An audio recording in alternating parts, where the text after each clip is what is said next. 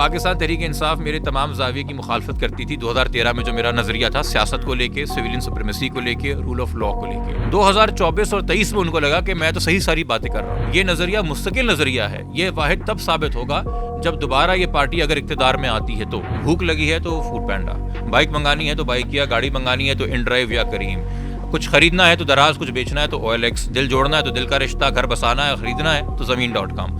ہر ایک چیز کی ایپ ہے، بل پے کرنا ہے، بینک کا مسئلہ ہے، سب چیزوں کی ایپ ہے نا، سب کچھ اب ہمارے ہاتھ پہ ہے، ہم فون کے اوپر رسائی حاصل کر چکے ہیں۔ سیاست کی ایپ کہاں ہے؟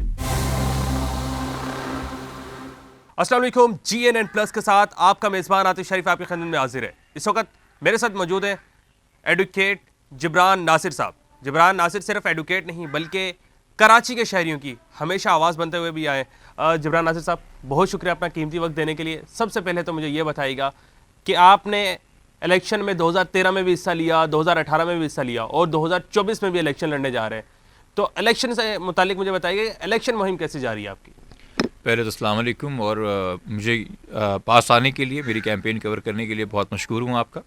الیکشن مہم تو جی اس وقت ویسے جاری جیسے پورے ملک میں اس وقت الیکشن کا موسم جا رہا ہے کہ تھوڑا انسرٹنٹی کا شکار ہیں لوگ، الیکشن ہو بھی رہے ہیں کہ نہیں ہو رہے ہیں، مگر ہم تو اپنی کوشش جاری رکھے ہوئے ہیں۔ اور اس وقت ایک بڑا ٹاسک میرے خیال میں تمام سیاسی جماعتوں کے لیے ہے، وہ صرف یہ نہیں کہ اپنے اپنے منشور پہ آمادہ کرنا، وہ یہ ہے کہ عوام کو یہ یقین دلانا کہ اس الیکشن میں حصہ لینا ضروری ہے، چونکہ انفارچونیٹلی ملک کے جو حالات پچھلے 6 مہینے ہم نے دیکھے ہیں، یہ الیکشن کم اور ایک مشق زیادہ لگ رہا ہے۔ لوگوں کو لگ رہا ہے کہ شاید معاملات پہلے ہی طے ہو گئے ہیں، سیٹیں کس کو، چونکہ خبریں آپ کی میڈیا پہ یہ نہیں آ رہی کہ فلانا پارٹی کراچی سے اتنی سیٹیں جیتنے کے امکان، خبریں آ رہی ہیں کہ اتنی سیٹیں ملنے کے امکان، تو لوگوں کو لگتا ہے کہ شاید ایک پورا فساد ہے۔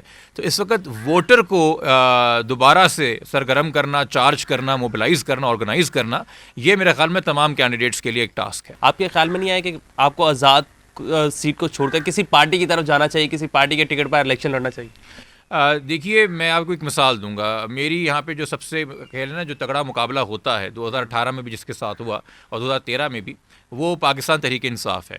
اب پاکستان تحریک انصاف میرے تمام زاویے کی مخالفت کرتی تھی 2013 میں جو میرا نظریہ تھا سیاست کو لے کے، سویلین سپریمیسی کو لے کے، رول آف لا کو لے کے۔ 2018 میں بھی شدید مخالفت کرتی تھی، خاص طور پہ حکومت میں آنے کے بعد۔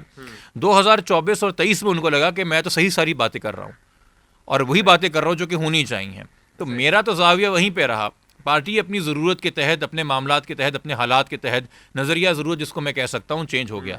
یہ نظریہ مستقل نظریہ ہے، یہ واحد تب ثابت ہوگا جب دوبارہ یہ پارٹی اگر اقتدار میں آتی ہے تو۔ 2018 کا بھی آپ نے الیکشن لڑا، تو اس کی بنسبت 2024 کا الیکشن مختلف ہیں یا سیم ہی ہے؟ دیکھیے، قدرے مختلف ہے، اس میں کوئی شک و شبہ نہیں ہے۔ ایسا نہیں کہ 2013 میں پری پول ریگنگ نہیں ہوئی، ایسا نہیں کہ 2018 میں پری پول ریگنگ نہیں ہوئی، مگر ہم افسوس کے ساتھ ہمیں لگا تھا کہ سوشل میڈیا کے آنے سے، ہر ایک کے پاس انفارمیشن کی رسائی ہونے سے اب معاملات جو ہیں ایک ریزسٹنس پیدا ہوگی اور اس طریقے سے ایک کھلم کھلا جس کو ہم کہتے ہیں علل اعلان قانون کی خلاف ورزیاں نہیں ہوں گی۔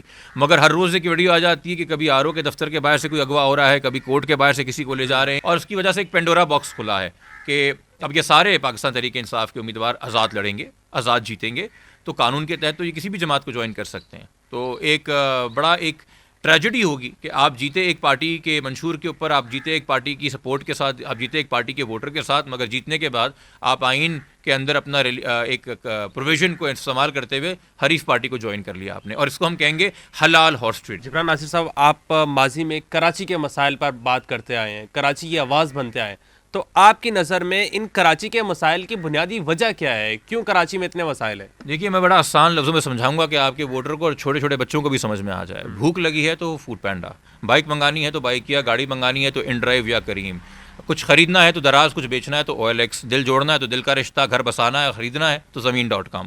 ہر ایک چیز کی ایپ ہے، بل پے کرنا ہے، بینک کا مسئلہ ہے، سب چیزوں کی ایپ ہے نا، سب کچھ اب ہمارے ہاتھ پہ ہے، ہم فون کے اوپر رسائی حاصل کر چکے ہیں۔ سیاست کی ایپ کہاں ہے؟ عاطف، یہ آپ سے میں سوال کرنا چاہوں گا، 2024 میں ڈیجیٹل ایج کے اندر یہ بھی ٹی وی پہ کم اور سوشل میڈیا پہ زیادہ چلنے والا ہے، تو سیاست کی ایپ کہاں ہے؟ ہمارا MPA ہمارے فون کے ذریعے ہم اس سے جڑے ہوئے کیوں نہیں، رسائی کیوں نہیں حاصل رکھتے؟ آج بھی اس دور میں پرنٹنگ پریس کے زمانے کے سوال ہیں کہ MPA کا دفتر کہاں ہے؟ ایم پی اے کا نمبر کہاں ہے, وہ بیٹھتا کب ہے, کہ نکات میں بیٹھتا ہے, اس سے ملاقات ہوگی, وہ وعدے کرتا ہے جیتنے کے بعد ہر ہفتے یہاں پہ آؤں گا, لوگوں کے مسئلے سنوں گا. یہ وعدے بھی جھوٹے, یہ وعدے بھی کھوکھلے, اور ثابت ہو گیا کہ یہ اب ہیومنلی پاسبل نہیں ہے. میں 3,15,000 لوگوں کے حلقے پہ الیکشن لڑ رہا ہوں. اچھا, اس وقت آپ کے سامنے سب سے بڑا چیلنج کیا ہے؟ میرے حوالے سے اس وقت جو سب سے بڑا چیلنج ہے وہ ہے جو پورے پاکستان کو درپیش ہے, اور وہ ایک شفاف الیکشن. حلقے کی عوام کے لیے لاسٹ میں پیغام کیا ہے؟ حلقے کی عوام کے لیے لاسٹ میں پیغام ہے کہ 8 فروری کو انشاءاللہ تعالی الیکشنز ہوں, ایک پرامن ماحول کے اندر ہوں, اور تمام تر لوگ باہر نکلیں. ہمارے حلقے کے اندر انفارچونیٹلی کراچی میں سے وہ حلقہ ہے جہاں over all voter turn out کم ہوتا ہے.